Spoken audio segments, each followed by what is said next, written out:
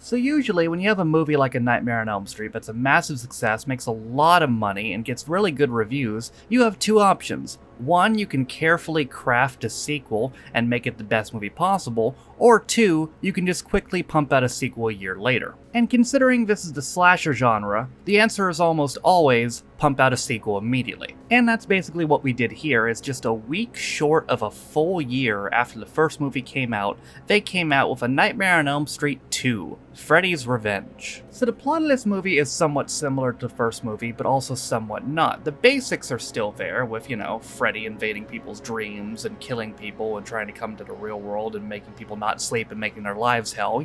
Basic stuff, that's all still there. However, this takes a turn from the normal slasher genre formula, as the main character is actually a man. That's right, there's no final girl in this movie, there's a final boy instead. What also made this movie unique is the amount of homoerotic themes and subject material that was in this movie. Obviously, in the 80s, homosexuality was not widely accepted. It was still something widely made fun of. And they did have homoerotic themes in this movie, but not in a way to be made fun of.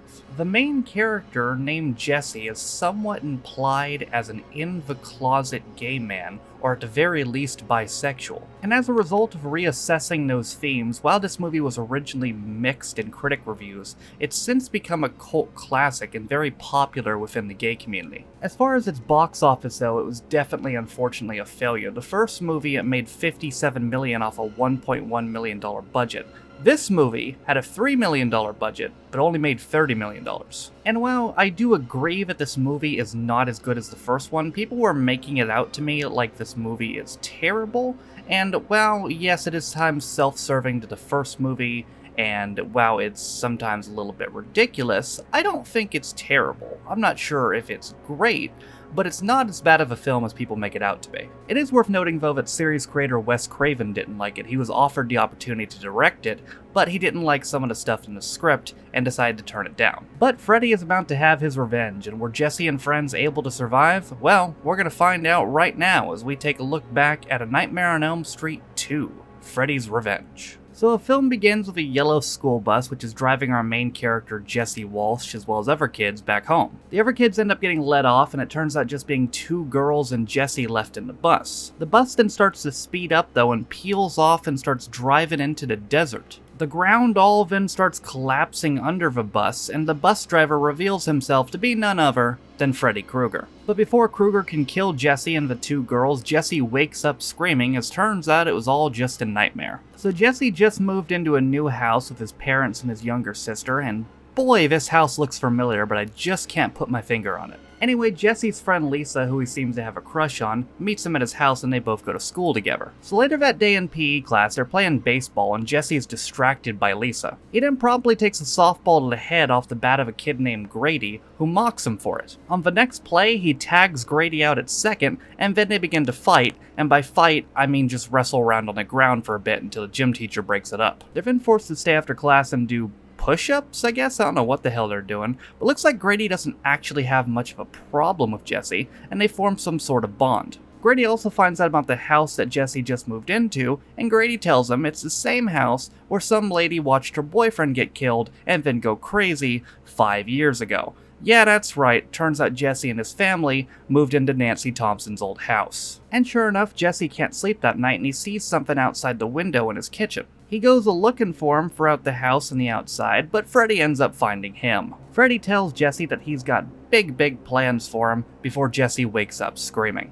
So next day Jesse's in class, and this is the first of our homages to the first movie, as he falls asleep, but a little bit of a twist, a snake crawls on him. Jesse wakes up and a science teacher's pissed and takes the snake back, and I guess it's sorta implied that maybe Grady put the snake on him because Grady's laughing his ass off, and then Jesse just playfully flips him off. So later that night, Jesse's cleaning his room, and it's a pretty funny scene where he's just like dancing in his room. He's dancing his ass off, and then his mom and Lisa interrupt, and he just looks like a dork. Lisa then helps him clean his room, and she finds some kind of old diary in his closet, which seems to be by some lady named Nancy Thompson. They read the diary and Jesse kind of begins to panic as he realizes the details of the story are strikingly similar to his nightmares. Speaking of nightmares, Jesse wakes up that night to everything melting around him. He ends up in the boiler room where he finds Freddy's glove, and then Freddy appears and tells Jesse to kill for him. So the next day, Jesse's hanging out with family and it's super hot in that house, and there's also something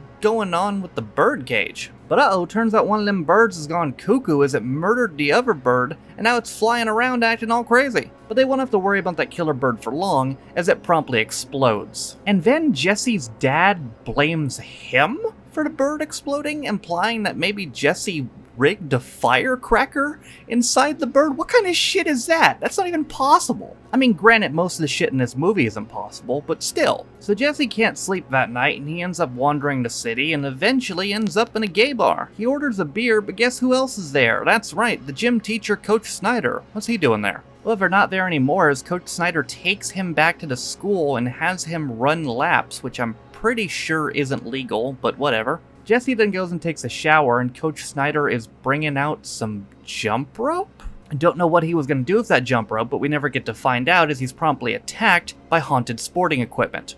And then the jump rope is tied to him, and he's dragged into the shower and tied up on it, where he's promptly whipped on the ass with some towels. And then out of the smoke appears Jesse. Oh, just kidding. Freddy is here, and he slashes the coach twice across the back, which is enough to kill him, I guess. After killing the coach, Freddy then transforms back into Jesse. Yep, that's right. That's the big reveal, is that Freddy has engulfed himself inside of Jesse, and he's controlling him. The police then bring Jesse home after finding him walking the highway naked, and Jesse's parents think he's either insane or on drugs. And we get our second callback to the first movie, as his dad starts putting bars on his window. The next night, Jesse has, you guessed it, another nightmare, and he finds Freddy's claw inside his drawer. Oh, and also, a skipping little girl singing Freddy's theme song inside a spare room. You know, just normal shit. Lisa, meanwhile, has formed some sort of plan, and the next day, her and Jesse go to the warehouse where Freddy Krueger used to kill kids in to try to see if she can find some sort of connection. All they find is rats, though, so good try, Lisa, but no, didn't work. And going to the next night, Jesse is possessed by Freddy once again,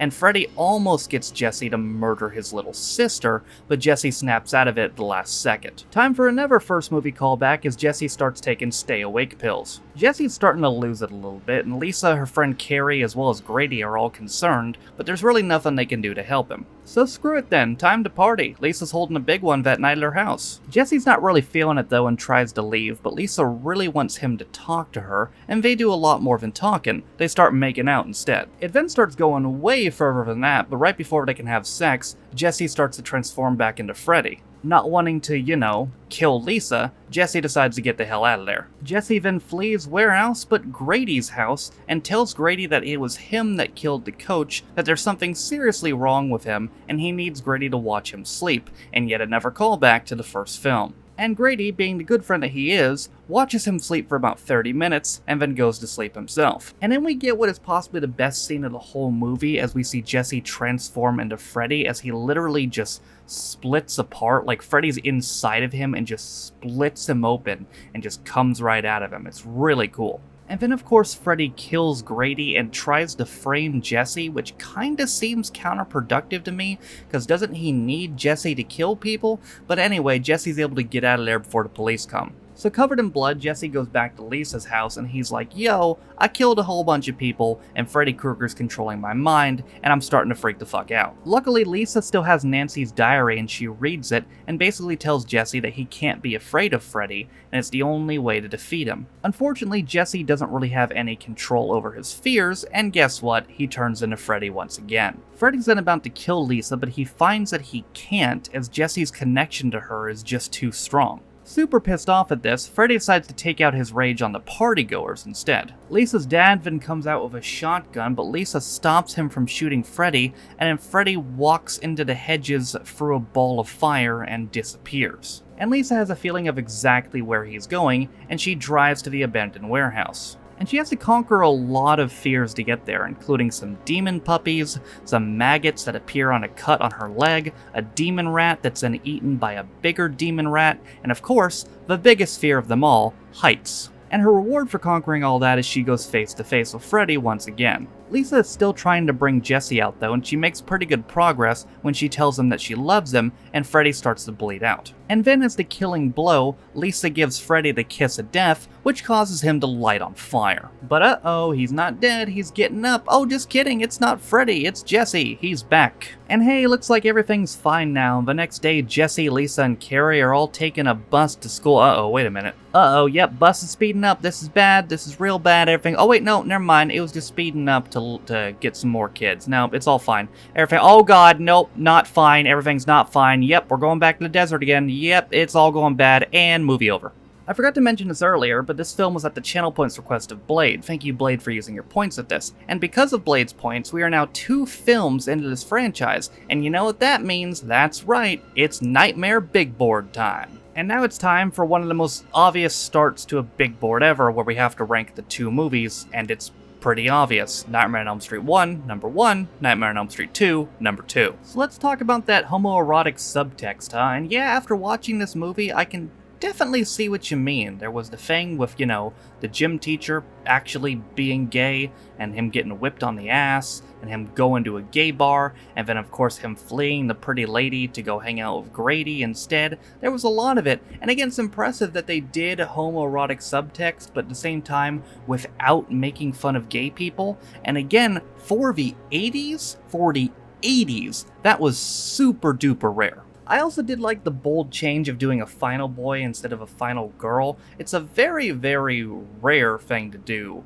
in horror movies, especially slashers. Again, there's pretty much a set formula, even nowadays, with the final girl. And I don't know if I've seen this replicated. I'm sure there's another slasher film that has done this, but I haven't seen it personally. This is a weird mixed bag though, because as much as it did things differently, it also just kind of jerked off the first movie throughout the whole movie at the same time. Like, it's very weird. It managed to jerk off the first movie and also be different. But to be honest with you, I kind of liked it. It's not the best horror movie I've ever seen, certainly not. It's definitely not better than the first one, but overall, I actually don't think it was a bad film. However, it didn't really feel that connected to the first movie. It mentioned the first movie, and it mentioned Nancy and everything, but it kind of just, you know, copy and pasted the formula, as we talked about. However, if you want a sequel that's more connected immediately to the first movie, they did that with a Nightmare on Elm Street 3,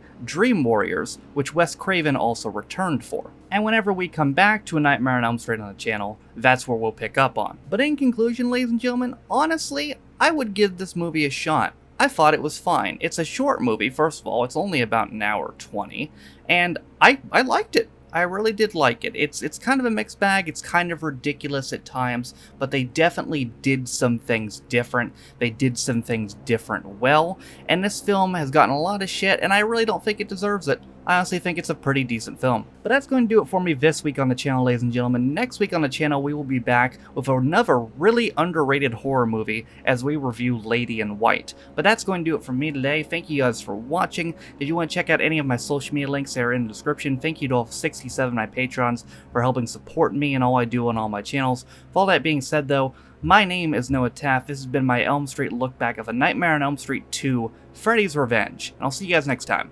Bye.